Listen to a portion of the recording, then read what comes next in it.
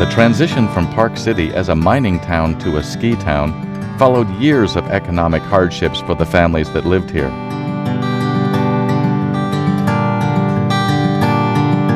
The first ski area in Greater Park City, at present-day Deer Valley, was Snow Park. Its owners, Otto Carpenter, a carpenter, and Bob Burns, a machinist, were avid skiers who were tired of driving to Alta and Brighton for a day of skiing. Snow Park had only one lift, but virgin powder was easy to find, and the number of skiers steadily grew. One of the regulars was a man named Red Drube. In the late 1950s, Red Drube, who was the vice president of United Park City Mines, started skiing at Snow Park pretty regularly. Otto Carpenter, who owned Snow Park, started noticing him. He'd just come up every week, he'd take 2 or 3 runs, and he realized, oh, he's doing some homework.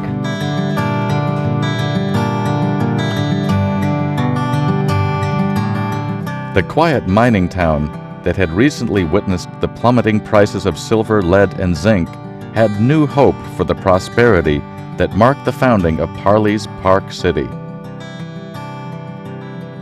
The head of the survey crew came up to one of the locals and asked him if he wanted to work on the mountain that summer and help them put in a gondola. And this local said, "A gondola? Where are you going to get all the water?" And the survey chief said, "Oh, no, gosh, we mean on the mountain. We're going to put it on the hill." And the local could only picture these gondola boats on the hill and these rivers of water. And he said, "We didn't understand what all that was. We were just hicks. We didn't understand what people were even talking about." Park City soon attracted real estate developers and entrepreneurs whose sophistication contrasted greatly with the limited world experience of the miners. In many growing communities throughout the country, newcomers looked to modernize their surroundings. In Park City, the new Parkites looked to preserve the character of the town.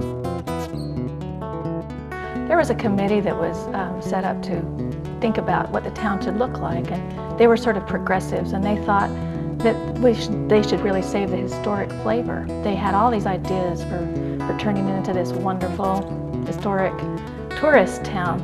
Well, they found themselves at odds with the longtime miners, and the miners, they thought, oh, this is crazy. These old houses, we lived in them and we suffered in them. They were freezing cold.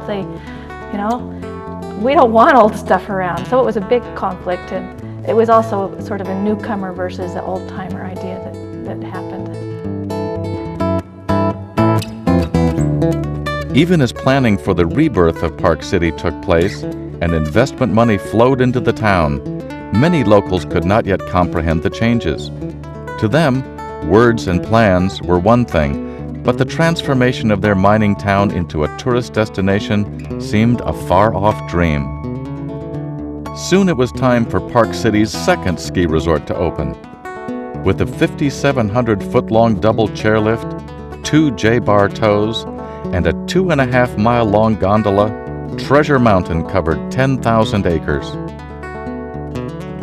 In 1963, the mine company staged a big event called Bonanza Day. It was in May, and they had a big parade, and they had a Miss Bonanza, and they played up the mining angle quite a bit. So they had this old guy dressed up as a prospector in these 2 burros and went to the place where they were going to start the resort, and the governor was there with a silver pick, and he put it in the ground, and they scattered gold ore around and kind of made a big celebration of starting this resort.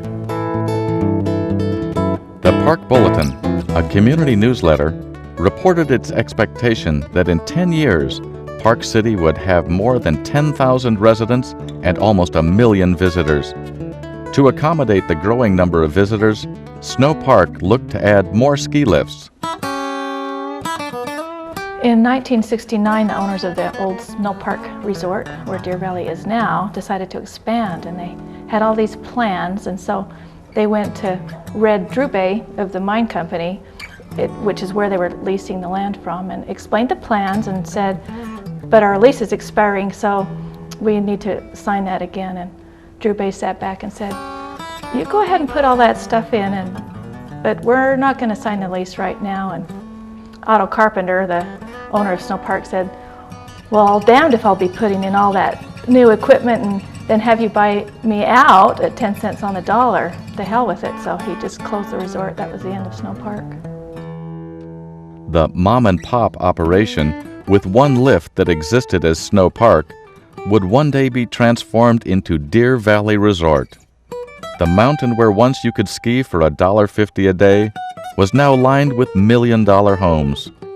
The transition from mining town to ski town was now complete.